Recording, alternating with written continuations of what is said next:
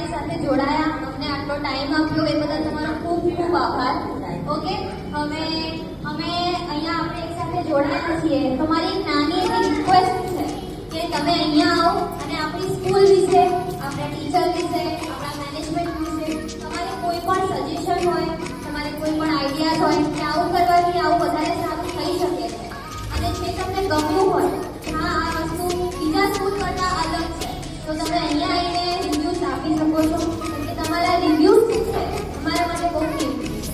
તમારા રિવ્યૂઝથી અમને એક મોટિવેશન મળે કે હા અમારી જે મહેનત છે એ દેખાય છે અને એ મહેનત અમારી સફળ થાય છે.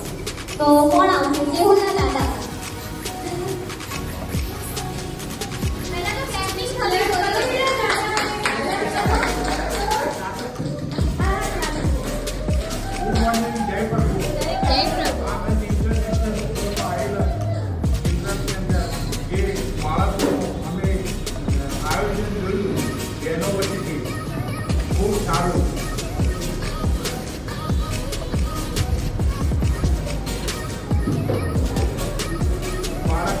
તમારો પ્રેમ છે બહુ સારો છે. હવે જે મારો ઓપિનિયન આવું હું તમને કે આજે મારો બાળક છે એના ફાધર પાયલોટ છે.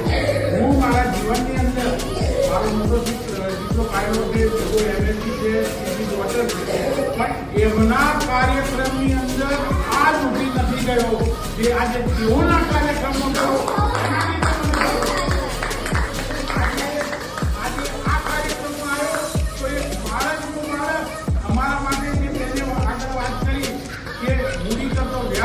છે જે વસ્તુ અહીંયા પરિપૂર્ણ થાય જીવનની અંદર.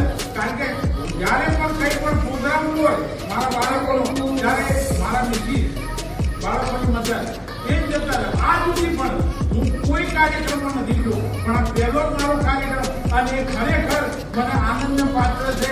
અને તમે જે મને અહીંયા લાયા એ બદલ ખૂબ ખૂબ આભાર, ધન્યવાદ. અને તમારા કાર્યક્રમની જેટલી પણ પ્રશંસા કરું, જેટલું પણ કંઈ કહું કે મારા માટે ખરેખર એક ઘટતું છે, ખરેખર એક આનંદની પાત્ર છે અને મને ગૌરવનો આનંદ છે.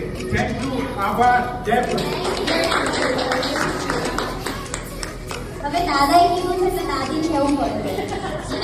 દાદીને પાછળ ના રહેવા જોઈએ. દાદી આ જાઓ. કોણ આएगा? याना के दादी? याना के दादी आएगी. आ जाएगी दादी.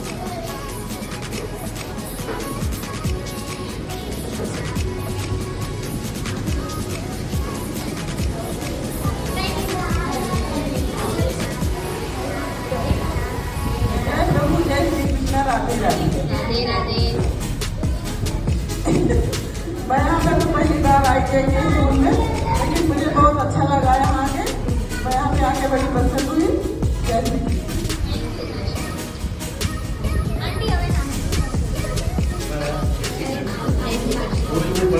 સ્કૂલમાં રહેવા આવું છું, મૂકવા આવું છું. પર્સનલી દરેક બહેનો બધાનું ધ્યાન રાખે છે. બરાબર, જેવું સીડી કરું તો બે સંગત ઉપાડે છે ભવ્ય પડીએ. બરાબર, બીજું કે છોકરાઓ ઘરે આવી અને અમને કહે છે આજે બેને આવું કરાયું, ટીચરે આવું કરાયું. બરાબર, અને એ જે બી કંઈ કરીને આવે છે પ્રવૃત્તિ એ ઘેર બી એ બતાવે છે. ભલે એના મમ્મી પપ્પાને ના બતાવે, બાકી અમને બતાવે. બરાબર, અને આવી નાની એક્ટિવિટી ચાલુ રાખો.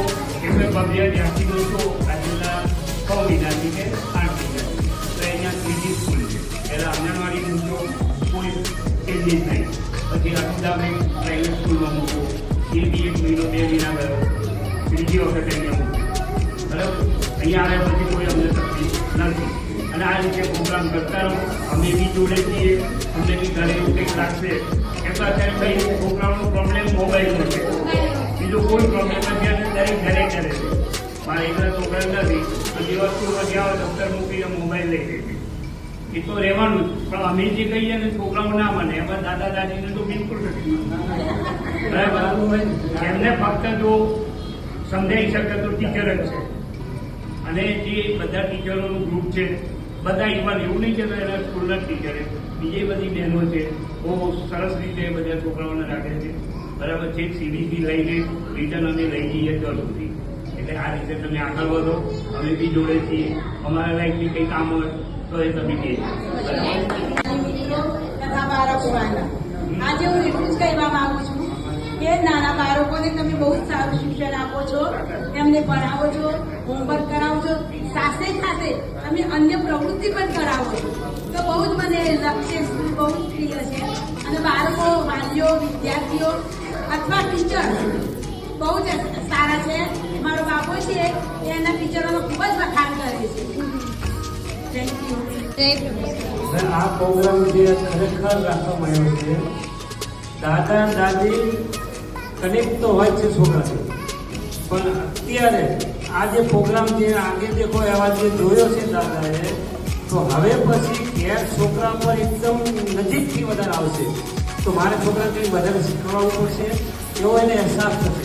તો ખરેખર આ પ્રોગ્રામથી અમે સ્કૂલનો ખૂબ ખૂબ આભાર માનીએ છીએ. Thank you.